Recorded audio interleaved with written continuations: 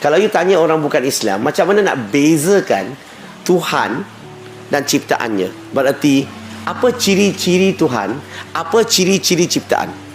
Kalau you tanya non-Muslim, percayalah, non-Muslim ini majoriti semuanya tak mampu nak jawab. Tahu kenapa? Sebab agama mereka tak ajar kenal Tuhan. Agama mereka ajar sembah Tuhan buat baik. Islam bukan sembah Tuhan dulu. Islam kenal Tuhan dulu. Boleh bezakan Tuhan dan ciptaannya dulu. Kalau kita boleh bezakanlah, barulah kita menolak ciptaan Tuhan. Kita nak abdikan diri kepada pencipta. Betul ke tak betul? Baru boleh jadi la ilaha illallah. So tanya non-Muslim, biasanya mereka kata tak tahu. So kita bantu dia, kita tanya fitrah dia. Sebab Tuhan, Allah Subhanahu Wa Taala telah tanam dalam setiap diri manusia, dalam hati manusia, tak tahulah hati ke diri ke, tak kisahlah. Allah telah tanam sesuatu dalam diri manusia, setiap manusia, fitrahnya boleh kenal Tuhan. Takkanlah Tuhan cipta kita, Tuhan tidak program kita untuk boleh kenal dia. Takkanlah Tuhan cipta kita, dia tak program kita supaya kita boleh bezakan siapa Tuhan, siapa ciptaan. Dan kalau kita tanya fitrah manusia, fitrah tanya aja, dia boleh kenal Tuhan. Contoh-contoh, kalau tanya dia, Acong, you rasa-rasalah, itu Tuhan kekal selama-lamanya ke tak kekal selama-lamanya? Apa jawapan kita biasa akan dapat? Dia akan kata Tuhan kekal selama-lamanya. Yang tak kekal tu ciptaan. Bagi contoh, manusia lah tak kekal. Lagi binatang pun tak kekal, tumbuh-tumbuhan pun tak kekal. Nampak tak? Dia boleh beza tak sekarang? Ciri-ciri yang pertama, dia boleh beza.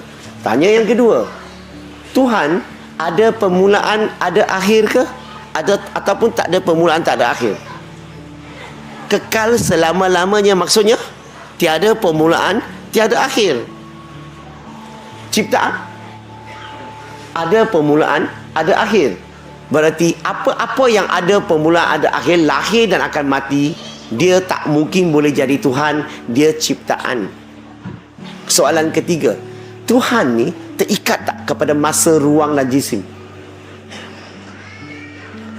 Tuhan terikat tak kepada masa?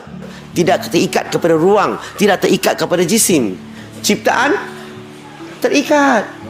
Kita semua terikat kepada masa, ruang dan jisim. Betul ke tak betul? Sebab itulah kita semua ni bukan Tuhan. Apa-apa yang terikat kepada masa, ruang dan jisim, ciptaan.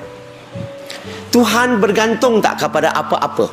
Tanya dia, Tuhan perlu tak matahari, udara, makan minum untuk hidup? Dia akan kata tak perlu. Ciptaan perlu. Last, Tuhan perlu rehat dan tidur? Dia kata tak. Ciptaan perlu. Okey, sekarang ni kita ulang balik. Kekal selama-lamanya Tuhan, tiada permulaan, tiada akhir, tidak terikat kepada masa, ruang dan jisim, tidak bergantung kepada apa-apa dan tidak rehat dan tidur. Ciptaannya sebaliknya. Kalau dia boleh jawab begini, sebenarnya fitrah dia sudah kenal Tuhan, ciri-ciri Tuhan. Demi dalam masyarakat kita ni ada macam-macam Tuhan orang sembah kan? Boleh tak you bagi saya satu nama, satu Tuhan yang orang sembah yang ada 5 ciri-ciri ini? Kekal selama-lamanya, tiada permulaan, tiada akhir, tidak terikat kepada masa, ruang dan jisim, tidak bergantung kepada apa-apa dan tidak rehat dan tidur. Biasanya jawapan dapat apa? Mereka akan kata tak ada. Tak ada? Semua Tuhan dalam pasaran dia cakap tak ada. Maksudnya apa? Maksudnya dia sudah lafaz la ilaha. Dia sudah lafaz la ilaha. Dia telah menolak semua Tuhan dalam pasaran. Tak ada satu pun mempunyai ciri-ciri ketuhanan. Sebab dia tak boleh bagi satu nama pun. Tanya dia, ada tak mana-mana kitab di dunia sebut tentang ciri-ciri Tuhan sedemikian? Dia akan kata tak tahu atau tak ada. Dan cakap dengan dia, saya terjumpa ada satu kitab sebut, namanya Al-Baqarah, ayat 255. Dan kita boleh baca surah Al-Baqarah tu bagi dia. Ayat 255. Ayat tu kursi. Dan kalau dia baca ayat itu, dia akan terkejut sebab apa? 5 ciri-ciri tadi itu ada dalam ayat itu. Dan tanya dia, macam mana ini kitab boleh ada ciri-ciri Tuhan yang sebenar di sini? Kalau bukan datang daripada pencipta, mana mungkin boleh ada dalam kitab ini? Kenapa tak ada dalam kitab-kitab agama lain? Ada kemungkinan tak kitab ni datang daripada Tuhan sekarang? Kalau dia boleh terima ciri-ciri ini, sebenarnya fitrah dia telah la ilaha illallah. Apa-apa dalam alam ini la ilaha illallah, melainkan yang mempunyai ciri-ciri ketuhanan saja. Nampak tak? Akidah kita jelas tak?